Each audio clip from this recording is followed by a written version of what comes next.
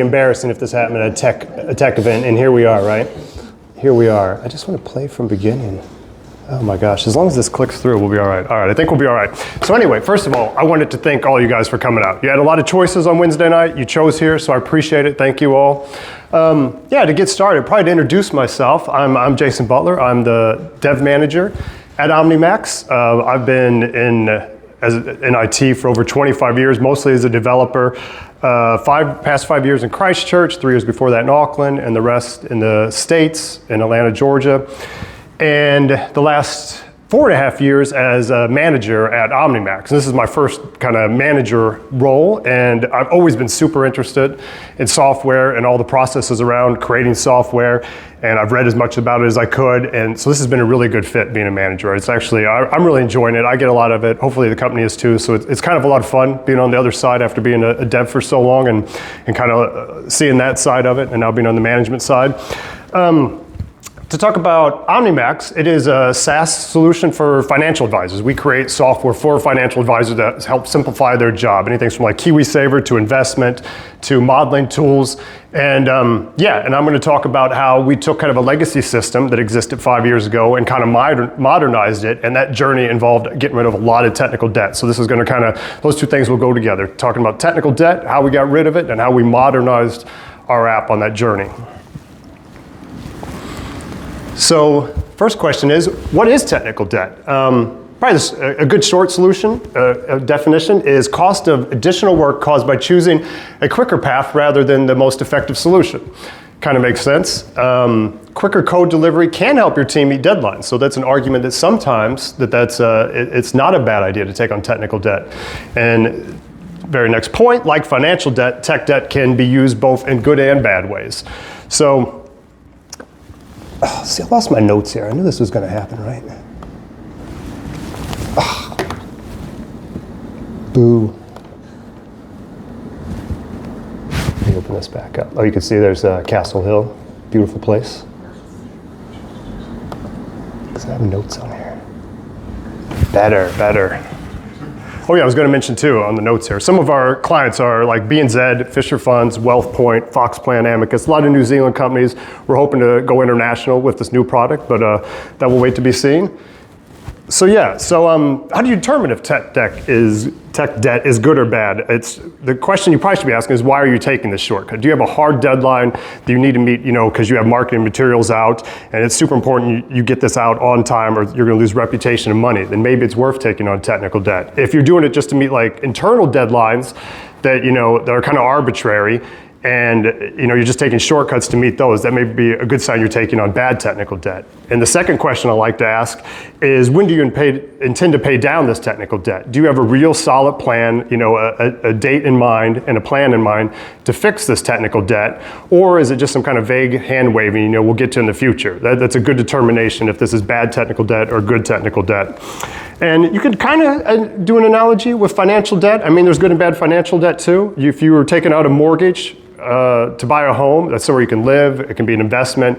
That's definitely can be argued that's a good financial debt. And the opposite, if you're like going out to dinner every night and putting money on a credit card, that's probably bad financial debt. So it kind of works. The analogy, it breaks apart, but it works a little bit with finances as well.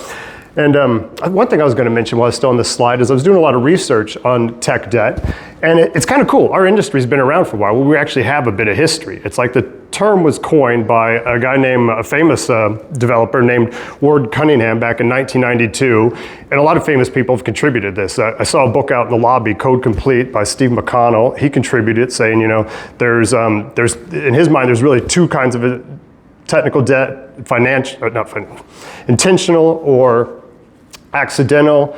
Uncle Bob Martin, has anyone heard that name? We have any devs in the room? Nobody's heard the name Uncle Bob. He said you can't confuse technical debt with a mess. A mess is still just a mess. You can't use that term to explain away something that's just a complete mess. It's like, I don't like it when the media calls a technical issue a glitch. They'll say, some company had a problem because of a glitch. I want to know why. Don't use that catch-all term as an excuse to get away with something. Same way you can't use mess as a get out for that. So a little history around it. So what's the cost of having technical debt? Some of these may be obvious. You can end up supporting multiple custom code bases. You can have duplication. that can, that's never good in IT. You almost never want to duplicate. That's a sign something's gone wrong. That's the whole point of coding stuff is you can start getting fragile and inconsistent releases. You'll start notice you're getting a little more nervous to release. Timelines aren't very consistent.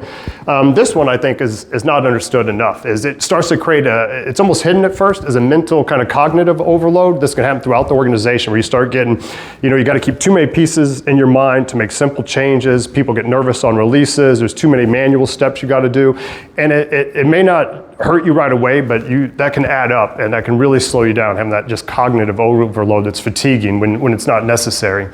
It'll start to slow down development and create more bugs. I guess that's obvious. As you create more technical debt, more bugs will pop up in different places, and that again will slow down your development. And then the last one I put down here is security issues, which that should be kind of self-explanatory. If you have a fragile code base you don't completely have your head around, you're going to possibly introduce security issues. So that's another cost of technical debt. And some real world, I guess, examples of this, because I hate it when people just talk kind of at a high level all the time. So to drop down a little bit is if you were a developer and you were picking like maybe a library to do something, like we have a library that does our authentication of people since we're in finance. And it's a good decision up front because you get really started really quick, and that's great. But if you need to customize it down the road, usually it's often slower than developing your own solution in-house. So it's not right or wrong, but it's something you got to think about. Are you doing this library up front, knowing you're going to save time, and then it'll cost you time later,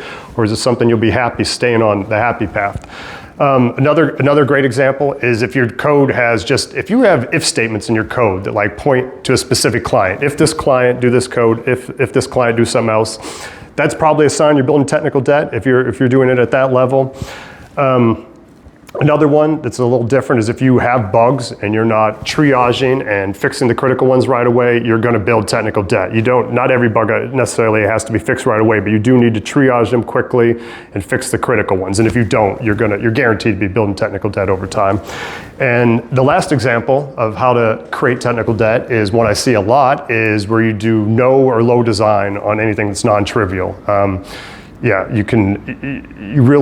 you're trying to design your system while you're coding and not doing a prototype, actually coding, you're going to run into a bad place. The saying I like to use a lot is days of coding can save hours of planning. So if you could say that in your organization, you're doing something wrong.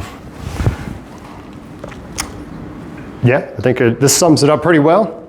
I could probably end my talk here. We can go back to networking. No? Cool. So I was going to talk around our journey, right? Our legacy app. And the main issue here is age and strategically made shortcuts over the years. And this product was created in web forms over 15 years ago. Does anyone know what web forms are? View state? Thank you. It was okay at the time. I think it came out around 2002, within a year of that. And it was really great for getting web apps out quickly, but it's not held up well with age. It's very tightly coupled. The front end and the back end are tightly coupled. If you ever go to an application that has web forms, you can actually right-click, go into source code, and you can see something called view state and an equal sign, and it'll have a long string of just nonsense characters, and that's what's saving your state between the server and the front end. It's just not a good paradigm. It worked great for getting stuff up and running back in the day, but it's kind of been out of date for years now. And what happens is this is probably a little too sharp. Our customers didn't just come to us and say, we're unhappy, but you can sense it that they're starting to get unhappy with the support and feature release. It's getting a little slower. There's just, there's a few more bugs. And and devs then become unhappy with the lack of clarity in process. Devs like to have certainty about how the code's being checked. They want it to be tested. They want it to go through controls. They want the releases to go well. So your devs will start to get unhappy. That happened with us. And then ultimately what happens is management gets unhappy because it becomes difficult to develop new features. It takes too long and the results aren't always good. So this is where we were at 5 years ago when we kind of started this journey to modernize. And I guess the one thing I want to say before I continue is it kind of sounds like maybe I'm bad-mouthing the creation of this app, but there was so much business knowledge created during this time that it was built into code. So even though I don't like the technology, the business knowledge that was captured was just wonderful. And that's the reason the company exists. And that's the reason I work there today is because of this business knowledge. And it's not necessarily the wrong choice to use these web forms back then. It got them up and running quick, but there's a time where we have to modernize this and go to best practice. So I don't want to make it look too bad either. It was probably the right decision for the time, but it's also the right decision to move forward. So everyone involved knows that we need to modernize and embrace best practices. The question's how. And then some of these bullet points up here these are probably the really good ones, is revisiting and fixing code. That's easy to say, that's hard to do. That could be years of work. Avoid quick fixes, that's a good one to start implementing right away. Stop doing the quick fixes, if you're digging a hole, stop digging. Prioritize quality over speed. That's a cultural thing. You got to start thinking quality saves you time in the long run because you're not coming back to fix it later. So this is almost a cultural change. Start utilizing best practices. That's an obvious one. That ties in directly with better documentation. You need documentation for new people coming on. Better testing. Avoid tightly coupled components. We kind of talked about that a minute ago. With the web forms, you need stuff. In modern tech, it's good to have things that are a bit independent and can scale and they communicate with each other. They're not tightly coupled together. They're loosely coupled. And align or set standards. You need standards, to internally. What's the default for adding? How do we do a calendar control? How do we do a table? Maybe you deviate from those standards occasionally, but if you have the standards in place, it really helps things. Everyone get on the same page and kind of get you moving at pace. And so these are all good ideas, but we started with something called a fresh eyes report. And our business advisor recommended this right after I started, back in October of 2020. And I had, I should say what a fresh eyes report is first. Sorry about that. So fresh eyes it's a fresh perspective from a new employee providing feedback on a company's processes. That was me when I was the new guy. And you highlight areas for improvement, and you can offer constructive criticism from a new perspective to identify areas for change within an organization. So I was going to say, I felt really privileged to do this. I had time and space to do it. I had wide open, there was no boundaries at all. Delivery was only a month after I started, so it was still, I had just enough time to kind of get into the system, but also it was fresh enough to have that fresh eyes quality. And I guess the side benefit is I was new to the company and it really got me across the whole system quickly. And it made me feel invested in the company too, right? Making these suggestions. And so we end up, it's a good list, and we didn't do all of them. Some of the ideas, were good. Some of them were bad ideas, but it gives you a great place to launch from and have conversations, and getting that fresh perspective can really help. And I strongly recommend this. I think you'll only get good results from just getting a different perspective, getting it in writing, and discussing it. And yeah, and mine was only ended up being 11 pages long. It wasn't that big, but it's just enough to get a good start. Highly recommend it. So we have the fresh eyes report. We know we need to move forward. Where do you start? I think it makes nothing but sense to start with the low-hanging fruit. Start with the easy and obvious stuff. You're going to have time and place to do the medium and difficult stuff, but it's an excellent place to start to get some real wins, build some momentum, buy some time. So one that we did is clean up code bases and repos. And that can be a lot of fun. If you get the right people in the room, the right devs. So obviously you have backups of this. I want to say that before you start deleting stuff, but get people in a room, and there's probably parts, I guarantee if you have a legacy system, there's parts of your code you can delete. Get in there, delete them, delete folders, get rid of, just unused things that been in there for years. And it can be fun if you do it right. And same thing with repos. If you have dead-end repos, get rid of them. If you're in GitHub and you're in Azure DevOps and you don't have a reason to be in multiple repo providers, put them all in one. Did you have a question, Peter? Yeah, I do. I'm just running through it. I'm sorry. Raise your hand, please. I'll keep going. On 2 slides ago, you were talking about oh my gosh. And on one slide ago, with forms, you say, hey, choice of technology, then, maybe not now. So I'm watching this and I'm going, hang on, wouldn't you just completely re-platform on new modern technologies? Yes. Why are we cleaning stuff up? Well, but you're going to explain it to me. No, well, I can mention, I actually had a slide on here that talked about that. It's about the big rewrite. There is an argument, Joel Spolsky kind of made this famous back, he was like the most famous tech blogger back in the early 2000s, and he was actually against generally the big rewrite because you lose a lot of intrinsic knowledge. You won't know. There's like you'll see this code. It's like, why is it all these conditions? Why is it adding 0.1? But there's business reasons. That's why I talk about those hard-fought business reasons, and you'll lose those. People like famously, Netscape used to be the most popular browser in the world, way bigger than Chrome back in the day. And they decided at their peak to do, it's a little buggy, let's do a rewrite. They did the rewrite. They lost so much of that knowledge, not even knowing they lost it, and it was a complete failure. The company collapsed because of that. Now, it doesn't mean it's always wrong, but it is very risky. And then a really good question is we're trying to modernize, of course, but all of our clients are on the old system using it daily, right? And they're still using it. They may complain features are slow, but they're using that. So we can't yank that out from under them. And usually, I would consider it a mistake to just try to write the whole system next to them. You have a big monolith and you try to recreate that. That's going to be very difficult. You want to take off little pieces and kind of tiptoe in, and you're going to make mistakes. So make those mistakes early when you're doing small little bites. So kind of tiptoe in. And every case is different, but I feel like that's going to be the right call in a lot of cases with a monolith, is to do the incremental changes. Good question. Yeah, raise your hands if you got questions, guys. I'll just keep jabbering. I think one. Yeah. So implement code branches strategies. We did not have a good one of those. We went with, that's how you branch off your code. We went with something called Git flow. Worked great for us. You just have a master and a develop branch, and you release out of that. We actually got more confidence in our system over the years. Now we went to something even simpler, trunk-based. It's very little cognitive overload. It works great.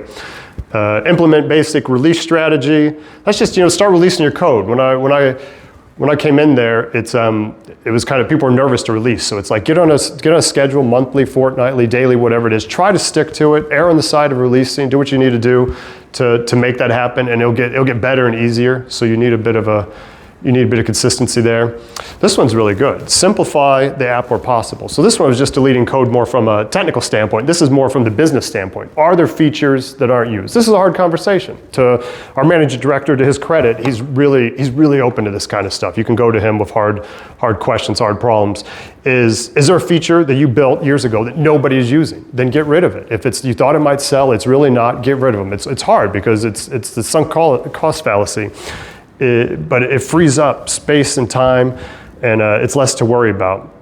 You can even go so far as to think about, removing really lightly used features. Yes? How do you know, what's your process for knowing what features are being used?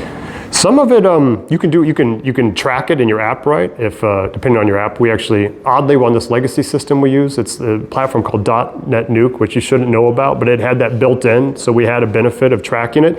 The other one is not to put anybody on the spot, but like this is probably just good old-fashioned conversations. Your salespeople and your support people should be asking folks about what features they're using, what they're not using. Having these conversations and just knowing, what people like and what they don't. And that's actually a really good segue, because now I'm going to talk about features that people actually did use a little bit. Is sometimes you could see how often they use it. If it's super lightly used, one client, maybe there's a way to get out of it. The one that was really interesting for us is we have a lot of documents that get outputted, and we do them in Word and PDF. And PDF's pretty easy. Word was a lot of work, because this was we were creating Word documents on the fly with an engine. It's not near as easy as PDF, and it was a complicated process that would break occasionally. So we went to our clients, asked them about the Word and PDF documents. It turns out, since a lot of these places are super concerned about compliance, and they have sometimes you have a senior advisor and then a lot of people underneath them, they actually didn't like the Word documents. They thought they would worry their people below them could change stuff. They wanted only a PDF option. They didn't like the Word option being there. So it was like a miracle. The clients didn't want it, the dev team didn't want it, so we just deleted the whole thing. It's kind of addition by subtraction. We just got rid of Word, and now we're completely PDF. This one's kind of fun. Proof of concept on new tech. So we knew we were going to get new technology in the system.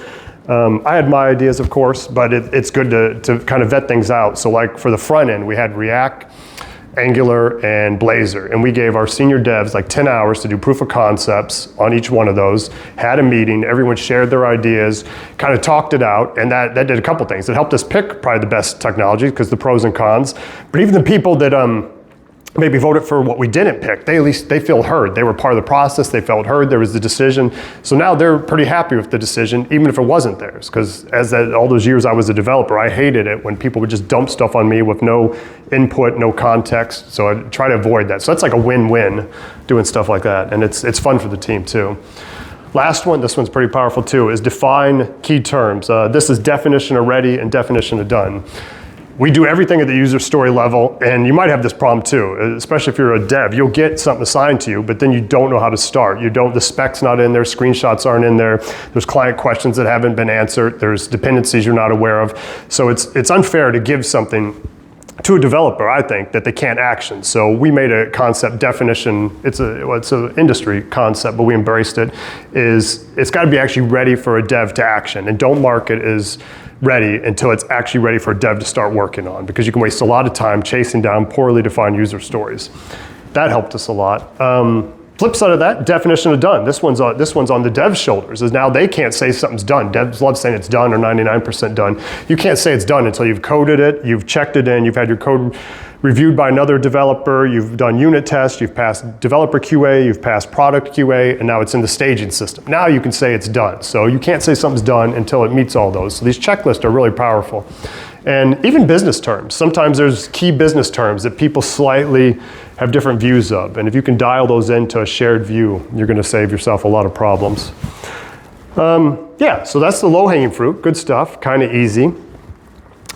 So now it's time to get to the harder stuff, architecture and migrations. And again, the interesting part here is these first few, we're not modifying the legacy app at all yet. We had physical computers in Auckland, and we did lift and shift and moved those into Azure. That's infrastructure as a service, where you just we just moved everything over to the Azure environment. You keep both systems. We did keep both systems, the old one and the new one, running for 2 weeks, test them, then over a weekend you just kind of freeze the old system, migrate the data, point it to the new one, only an hour of downtime, and if it goes bad, you can just point it back the other way. One interesting thing that happened out of this one that was kind of a win is when we moved to the Azure, we noticed some of our SQL queries got really, really slow, and we couldn't figure out why. It turned out they were really bad written queries, but the fact that it was on the same box, the same metal in Auckland, it was just talking to itself. So the inefficiency of that query didn't matter. Some of these were being called thousands of times. It was so quick it didn't matter. As soon as we went to Azure, and they're like, Azure will put them wherever they want, which is a good thing. You don't want to manage that. Now it's really slow talking to each other. So these queries popped up as really bad. But Azure is pretty good, is you can look up all your queries, sort them by how long they take, and we just started at the worst offender. It was obviously badly written, rewrite it, move to the next one, and once we got about 12 in there, we knocked out all the problems. And so not only did we improve our queries, but it actually ended up being faster than it was even on the Auckland version. So it's good to kind of bring these issues to the surface. I think a lot of what I'm talking about here today is not a silver bullet that's going to solve your problems, but it'll bring them to the surface and get them right there in front of you, kind of explicitly, so you can deal with them instead of just having all these vague issues hidden in the shadows. About a year after that, we moved from infrastructure as a service to PaaS. That's we no longer have VMs. It's all Azure app services, and we don't worry about IaaS. We don't worry about servers. That's not our core competency, right? I don't hire these guys to be super experts and working daily on Windows servers. I hire them to write features for our customers. So now we've abstracted so much of this into Azure. We spend very little time thinking about networks and computers. Still a little bit, but it's greatly reduced. And this cut our cost in half when we did that, so that's good too. Infrastructure as code, we implemented that bicep, so everything we deployed, you're not clicking around in the portal, it's kind of declarative and version controlled. And just in full disclosure, it's not quite as amazing as I hoped it would be. We still have issues often when we release where we have to match tags and stuff, so it's still good, but it's not a home run for us yet. So that's kind of moving the infrastructure around. Now we get back to the monolith, and we kept the legacy app, monolith, same thing, in place, but we start adding on this scalable architecture. We start with an internal API, modern tech, .NET Core, C#, running in Azure, and easy to scale, and we started putting business logic in as we could. We couldn't move everything at once, but we moved some of the smaller pieces. And the goal was to have all the business logic here, even if there's some ugly stuff, put it in there, and then make it easy to access for everything else. Our external API, where we can charge customers to access our data. We do a filtered view of the internal API. Our React front end will use the internal API. You could do the same thing for like Android or iPhone. So it's a really good architecture pattern to kind of implement this. But I guess one of my points is in the beginning, it was very small. We took our simplest calculator that we had and we converted it first before we got anywhere near the hard stuff. A couple other things we did in this phase, start using third-party tools like Mailtrap, SendGrid, Postman. SendGrid, for example, does email. I mean, we had code that actually send emails and stuff. It's not our core competency. Let SendGrid do it. They do it well. They have portals. It's one less thing for us to worry about. The money's totally worth it. Something it may seem minor to some people, but I think it was huge when we developed this deployment dashboard, which I'll show a little example. I always say I want to sell this to people. So this is, I had my top dev build this. It's just every environment we have and every service we have. And it has all the builds and all the releases, and all this just connects to Azure pipelines. This is nothing magical, it just brings it all into one place. But it kind of is magical because you could see what the last date is it was built, what was the last date it was released. We have different color statuses. These are up to date, that's out of date, blue's building, red's an error. It's great to know if you have errors in your builds or releases. I can schedule deployments from here. You can see when they're scheduled. All these links will take you into the app, take you into the repo, take you into the build. It's kind of it's a screen a lot of us keep up just to kind of monitor the system. And even non-technical people use this because you can see when things deployed. You can click into systems. We have one for databases too. It's another one that I highly recommend. Should be fun for your devs. Yeah, I would say culture is probably ultimately the biggest driver of success in paying off technical debt. You've got to change your mindset if you're going to go from kind of a legacy mindset to more modern best practice. Any questions while I'm going along? We can do it at the end. I'm going so quick, I know it.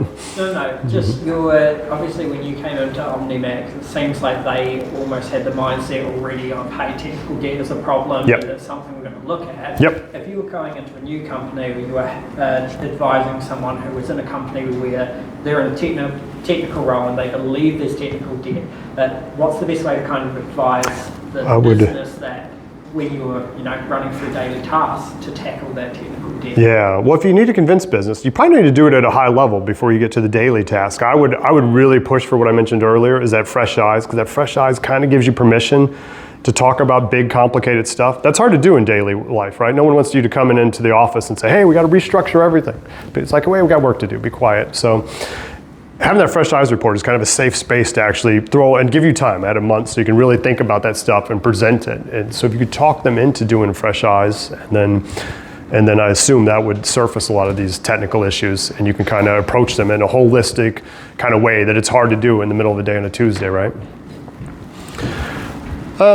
Yeah, so this was a fun one, is culture, is just going down the list. You need to develop a growth mindset. You want your product to grow, you want your team to grow, you want knowledge to grow. You gotta you don't want to stagnate. You gotta think about, you want to be in a growth mindset. Kind of go in with that, inspect and adapt. I kind of think about that as, obviously you analyze the situation you're at, but if you come to some kind of roadblock, can be anything. If you can't get right over it, just go around it, whatever it takes to keep moving. You don't want to be standing still. You got to keep moving to your company goals. These two are really important. Decriminalize mistakes, fix the system. You should be hiring people you trust. If you're not, you got a bigger problem. Is if someone does make a mistake, you want to fix the mistake, you want to fix the system. Maybe you need a new check in place, maybe you need some new procedures, and try to fix the system. Don't be pointing fingers at people. And a side benefit of this that's really great, because we've done this for a while now, it's been a few years, is if one of my devs does make a mistake, they'll be the first to bring it up. They're like, oh, I broke that. They'll say it right away. They don't kind of hide it. They don't kind of move it around. Not that they'd lie, but you're not going to raise your hand if you think you're going to get in trouble. So we'll just talk about it openly. It's like, oh, okay, what happened? How can we fix it? So it really keeps everybody at a really good kind of level on the communication side. That ties into commitment to high quality. That should be obvious. Develop a business focus, even though I've said all these things which are more technical, at the end of the day, you are in business to satisfy your customer needs. So even developers need to be aware of that. And it's a balance, right? You can't, it's hard to say, keep both in your mind at the same time. But at the end of the day, everything we're doing is for business reasons. And occasionally, the devs have to lose. Something has to go out to satisfy the business needs. And just make your team aware of that, is have a business focus. Tighten feedback loops. A good example that we touched earlier is when you have bugs and they come in, triage them, fix the critical ones right away. The opposite of that, they're usually you're in the right headspace. You just created that bug. It's fresh. The code hasn't drifted much. If you wait, you're going to lose that mental model over. If you wait for weeks or months, there's going to be more code potentially built up around it. You're just making your life harder. Tighten those feedback loops. This drawing here, I actually like a lot. This is about communication. Is if you have one person, you're the only dev, you don't need a communication line. If you have two people, it's just one line of communication. And then the math is this, I don't know why it tickles me, but you have three people, you get 3 lines, you get up to 5 people, 10 lines. You get to like a standard dev team, 10 people, 45 lines of communication. It's impossible to keep all that. You're not going to shout everything you're doing in the middle of a room. So you're going to lose information if you don't share it in the right way at this point, because there's just too many people are going to be out of the loop. And this sounds small, but I'll come to something I think is really powerful. So what we do at our company, as I've mentioned, user stories are the source of, that's where features live. That's where features get proposed, that's where they get tested, that's where they get delivered. So if anybody has a question, comment, complaint, do it at the user story level. There's a button there, there's a section to add to the conversation, ask questions, tag people in there, add screenshots, and you keep that conversation going so everybody knows anything related to that user story is in there. If you talk in person, that's great, put the summary in there. And since you want to embrace just DevOps in general, we did Azure. I mean, there's all the basic stuff that you guys probably know, 2-week sprints. You want to release it at the end of every sprint. All code must be reviewed by another dev before it goes in. You can do that mechanically. And then the last one is every time you do a pull request is where a dev's trying to say they want to put code into the main code base, is they have to link all those changes to a user story. It's just typing in a number, just takes a second. But the reason this is so powerful is we keep all of our communications at the user story level, and now we link all of our code to the user story. So the powerful part is, in modern development tools, Visual Studio Code, others, is if you hover over a piece of code in one of those environments, you'll get a whole list of the history of who's changed it and when, and if you click on that, you'll get the user story, could have been 6 months ago, about exactly why it was done that way, what the issues were, how it was tested, how they were resolved. And it takes a few years maybe to build up that knowledge, but I know it's powerful because we just had 2 graduate developers start 2.5 weeks ago, and they were amazed. They came to me and said how amazing it was that they could do that and get so much information. They were being productive within a couple weeks without bugging our devs because they could just click that and go in there and get the long history. And I think it's almost magical, and it's almost something I'd require now.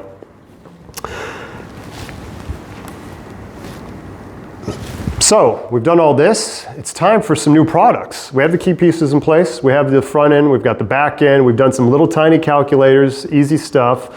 We decided to keep our database mostly as is for the legacy app. We make very few changes to the data structure or the structure of the tables. We will, but we think about it a lot, and that's to support the legacy system. And any complex data mappings, we put in the internal API, like I mentioned, so it keeps the legacy stuff working. We don't have to worry about it. A minor thing that was pretty cool is we start calling this OMNIMax 2.0 and shorten that to O2, but this was really good because we could get everyone in the team using that prefix to talk about kind of the old and the new. And you could say, why don't you just use the words old and new? But some of this stuff's a couple of years old. It's hard to keep saying something's new when it's been around for a few years. So just having that O2 prefix in front of it, if the sales guy says, we've got an issue, and I'm like, well, what system it is? And he says O2, I know exactly where to look. So it's little stuff like that. Having that prefix helped a lot. And so this last one is, I guess, every place I've been is everyone thinks they're super clever for coming up with this idea, right, of using reusable components, Lego pieces. You're not super clever, I'm sorry. That's the easy part. That's like not even 1%. Everybody has that idea. The hard part's actually doing it, right? So we tried to, and we start building components for what we do, goals, contacts, signatures. We have easy, smaller ones too for calendars and like drop-down list. And start building up these components. And kind of the goal at the end of that is to start taking one of our flagship apps and kind of migrating it now. So now we're taking a step from building kind of, just these little calculators to tackling one of our biggest pieces of code. This is kind of getting closer to the rewrite we were talking about. And it's like, how do you do that? I was going to say migrate to our investment app, but it's actually upgrading the whole investment app to like front end, back end, how it works, how it interacts, what the users see. So it's a serious upgrade instead of a migration.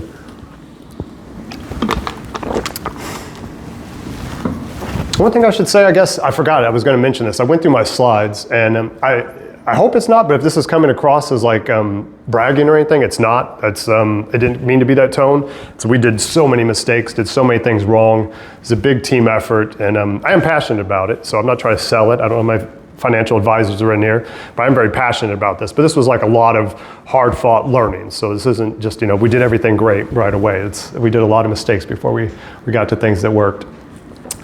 So how to start on a big project? That was hard. We didn't know. This was just back in April. We had something called a JAD meeting. That stands for Joint Application Development or Joint Application Design, doesn't matter. It came out of IBM in the 70s. It's really old. I'm not even saying it's the best thing, but it works, and it's a whole lot better than doing nothing. So a JAD meeting for us, the first one, was very high level. It's an all-day meeting. You have the key people in there. We had the managing director, sales, customer advocate, and myself. Met all day. We started with something called MOSCAL. That's just the acronym for must have, should have, could have, and will not have. MOSCAL. And then everybody takes post-it notes and writes features they want, and they walk up here and put them on the board. And once everybody's kind of added all their features, then you go through one by one, and you talk as a group amongst all of us. And it's kind of amazing. You think people would have really strong conflicts, but once you talk with all these different personalities in the room, sales guys very different from my perspective, is once you talk them out, you do come to a consensus of what is a must-have, what's a should-have, move them around. We started putting the higher priority ones higher at the top in order. And there's something really cool, I don't know why, but about just writing these on post-it notes and going up there and moving around. You could obviously do this digitally. I would recommend against that. There's something about the paper and writing and moving them around and leaving them hanging in the boardroom to kind of point to when you need to make a point in a meeting. So yeah, it really worked well. And then, so once we agreed on the features, that was like a huge one. That's something we had a hard time doing before that, is you try to work out as many issues in design as possible. And again, like I said, doing stuff in design is so much easier racing on a whiteboard versus somebody who's been coding for 3 days trying to delete their code. So you work out as many issues as you can, do some specs, do some wireframes, do some data flows. This was the first big meeting. You start having more smaller, narrower meetings around certain topics, getting everyone to agree on the specs. But you bring everyone on the journey too. We've delivered stuff before where the sales guy was he was surprised with what was released, and he had a right to be because he wasn't in the loop. So if you bring everyone on the journey, our sales guy knew exactly what was going to be released. He was there for the decisions, good and bad. And so it really eliminated that. It becomes more of it's more of a team affair. This one, I don't know, I would definitely say specs should be 10 to 20% of a project. That may scare some people because on a big project, you're talking hundreds of hours, but it goes back to what I said earlier, right? Days of coding can save hours of planning. So just do it and it'll pay off. So saying all this collaborative stuff, you do need a product owner who can make the final call. It's great to get everyone's input, but at the end of the day, you need one person to say yes or no, just to keep things moving forward. We're blessed. We have a good one. I was going to say one thing I found really useful is getting the devs involved, even at some of the UI speccing. Not only they'll bring up technical issues, but more importantly, devs are usually super logical, right? So they'll find kind of plot holes in your movie right away where something logically doesn't fit. And there was 2 or 3 things that devs found in the UI just didn't work. And it was like, even the design people's like, all right, I guess we got to change. You make a good point. So bring the devs in at the right time.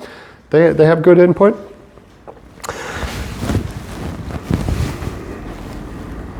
Yes. So after that was April. We've been working on it for since then. And it's been about a year of work on this, as we finally released our tool, the Investment Adviser Tool. And I was going to show it because this is you saw the screenshot of the old one. This is the new one. Something I should say about this tool is it's what we call a package tool. So this is something by doing settings, importing logos and colors, this is something we out of the box, can have set up for different financial advisors, small and some medium ones right away. How long does it take, Shona, now to get somebody set up in this?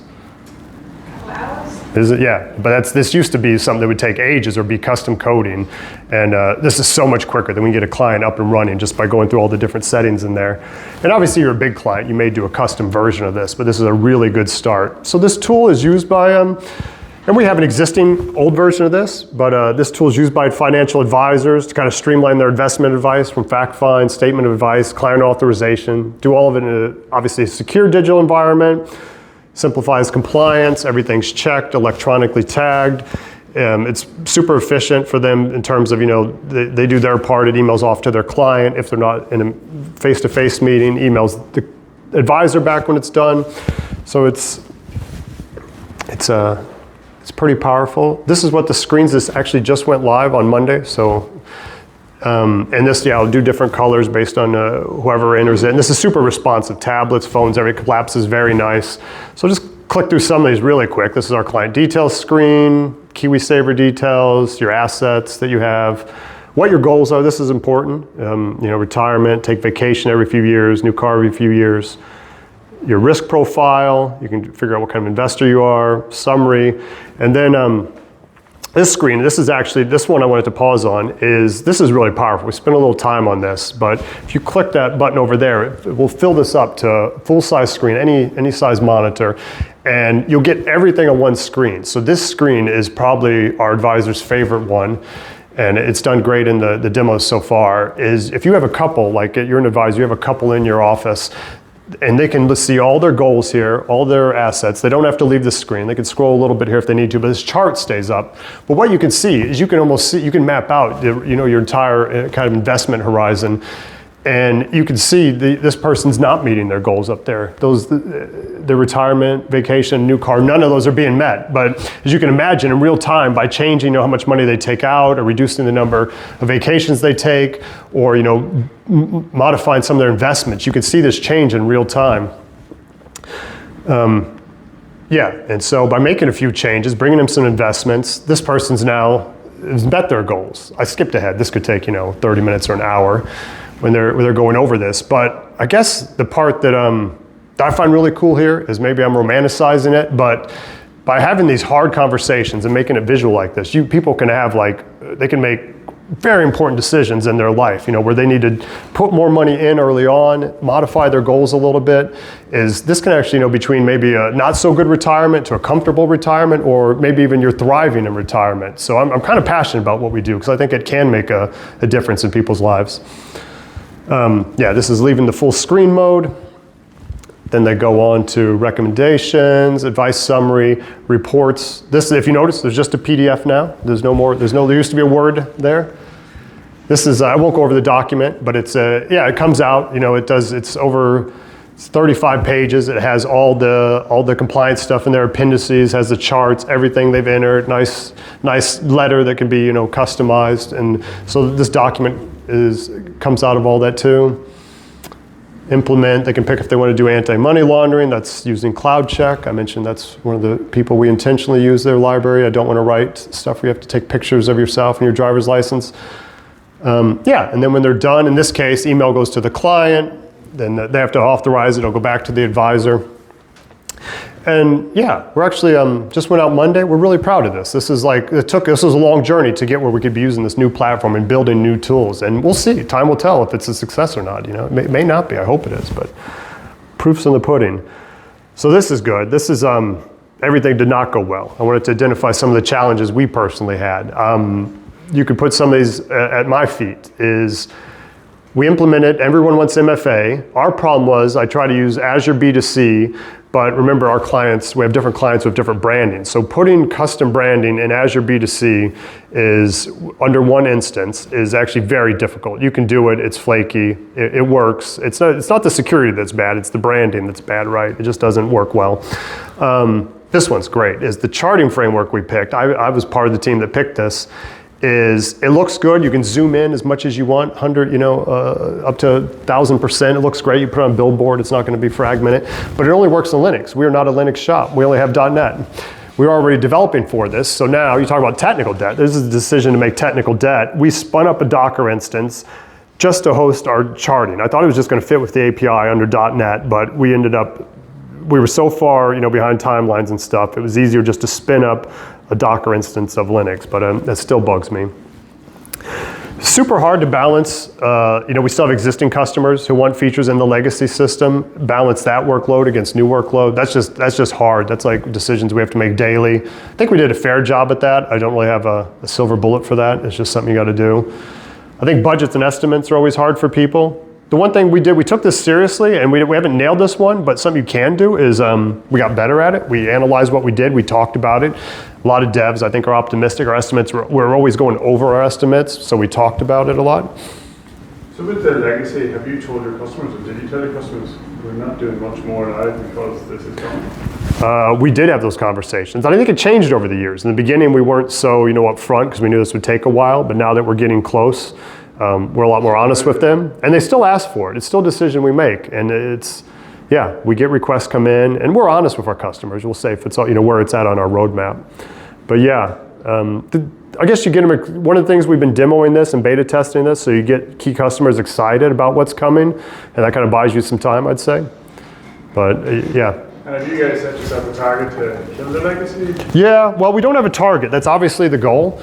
And we talk about that, and I'm kind of the opinion, I don't need like a hard date. As long as it's used less and less over time, if it just sits there and it's humming, in the corner and barely used, I'm not really upset about that. So, and it's value too. I mean, is it valuable to take my top devs to remove the last aspects of that legacy system, or would it be more valuable, coming back to business decisions, have them building new features? So it's totally the goal, but it's not like I really have this date in mind where I want to kill it. I want it to continue to go down every sprint, but as long as it's going down, I'm happy. And do you still do bug fixes for that? yeah, bug fixes, but it's got to be an actual bug, not a feature request, right? And we'll make exceptions. Some clients, if they want to, we have a support mechanism. If they want to use their paid for support hours, we'll probably do it then because they've paid for those hours. But if it's a suggestion, probably not. If it's a suggestion for something that's not broke, we won't do it. But you try to be polite and professional. But so we got better at those. And I think the last one is just building that O2 frame. It was just plain hard. It was a lot of work, and we probably made some mistakes early on, and it's super hard to know where to stop your code. You should not prematurely optimize. You don't want to think of every scenario in the future, but it's also hard to know how to stop something, right? Where it's picked up later, you may have dead-ended it, parked it in a way that's very hard to do this new functionality. So do the best you can, but that's a hard decision for a dev to make, is how to stop what they're doing in a smart way. I'd say we did okay at that. Yeah, so what's the easy version? Hopefully no surprises here. It's just a lot of hard, thoughtful work. Yeah, and that's me. If contact me if you want, any reason, any time. A lot of that historical information I said is I gathered all the links for that. If anybody wants the collection of links, I'm happy to provide it. And any questions? I know I ran through that. I'm sorry.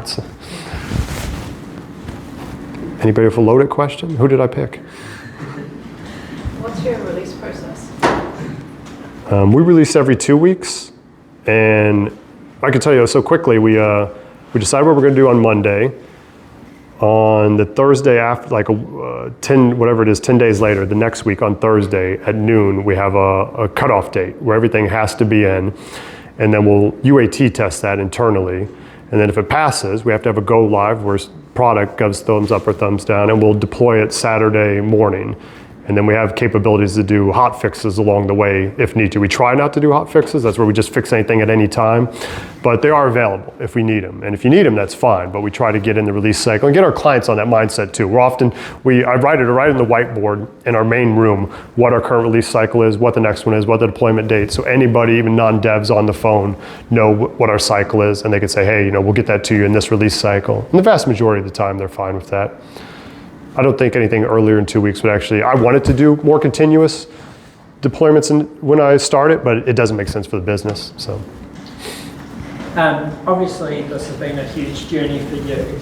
And when you started, you probably had your own preconceived notions of what would work and what wouldn't. What's kind of the biggest surprise for you in terms of now that you've lived it, where you were wrong in your own assessment? It's a good question. Probably how long it's taken would be the first one. Yeah, I think most good development people are overly optimistic, so I thought this would be less work. Let me see if I can think of another one. What else? What has surprised me? A good one is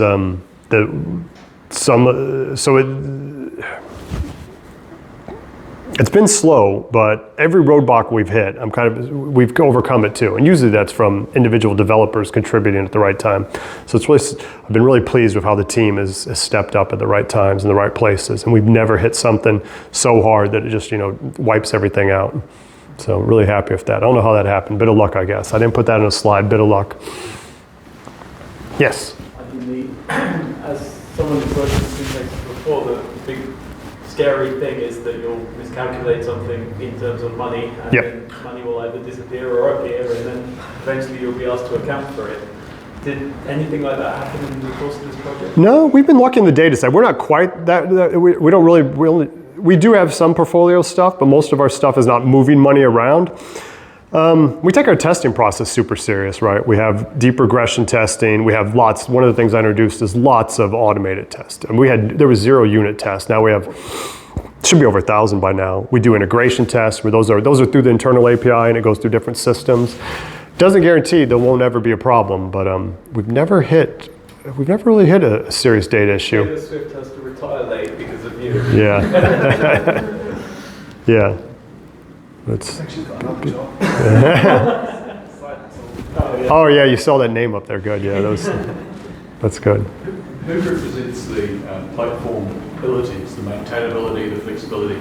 So my experience of Agile is often it's very development oriented. They want very standardized tests at the end of their work. Yep. And the bookending of that work gets dropped in terms of the documentation and documentation. See, this is a good one.